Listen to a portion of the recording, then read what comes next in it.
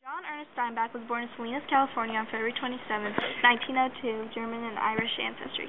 His father, John Steinbeck, served in the county treasurer, and his mother, Olive Steinbeck, was a school teacher. After he graduated from Salinas High School in 1919, he went straight to Stanford University, but he never actually graduated. 11 years later, he married his first wife, Carol Henning. In 1935, his novel Tortilla Flat was marked as a turning point for his writing career and received the California Commonwealth Club's Gold Medal for the Best Novel of California author. In 1939, he published what is considered his best work, The Grapes of War, the story of an Oklahoma tenant farmers who, unable to earn a living from land, who moved to California where they become migratory workers. He divorced his wife and went to work as a World War II correspondent in Italy. But because that didn't work out for him, he returned to his novels and wrote The East of Eden in 1952. 10 years later, he was awarded a Nobel Prize for his literature. His novels can be described as social novels dealing with the economic problems of rural labor. His whole life, he kept to himself and became well known through his books. But unfortunately, he died on December 20th, 1968 in New York City, leaving behind his third wife, Elaine Scott Steinbeck, and their only son, Thomas Steinbeck. 2 years after publishing his first novel, Tortilla Flat, he published a novel of Mice and Men, which is what this video will be showing you. In the beginning of Mice and Men, the two main characters, Lenny and George, share a close friendship. George is like the older brother and takes care of Lenny, who acts like a kid with no boundaries. They become so close that if they lost each other, they would have loneliness left inside of them.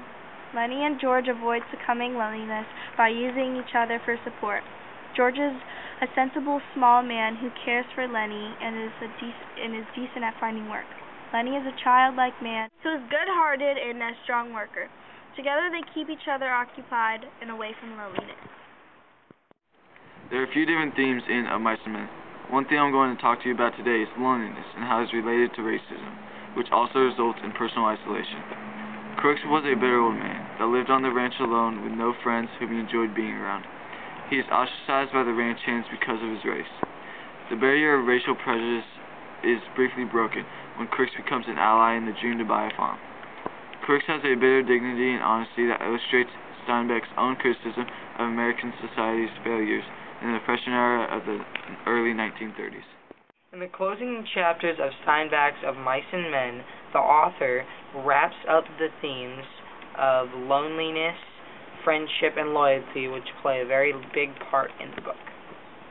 Throughout the book, George is always telling Lenny to think about the farm that they will have one day. Fantasizing about their future together eases their loneliness. Other people in the book also suffer from loneliness, like Crooks, a black worker on the farm who is always lonely and isolates himself because he doesn't think anyone will like him since he's a Negro. Friendship plays a big part in the book. The difficulties that Lenny and George face, abuse and death, and their place in society are made less tragic because of their friendship. They find other friends too. For example, Candy, who says that he would happily give them $350 to help them start their own farm. Another big theme throughout the book is loyalty. George is the definition of loyalty. He is a man that could have had an easier life, but he chooses to stay behind and help Lenny. George really does love Lenny through the easy times and the hard ones, and protects and helps him when he is in need. George ultimately sacrifices his life for a friend.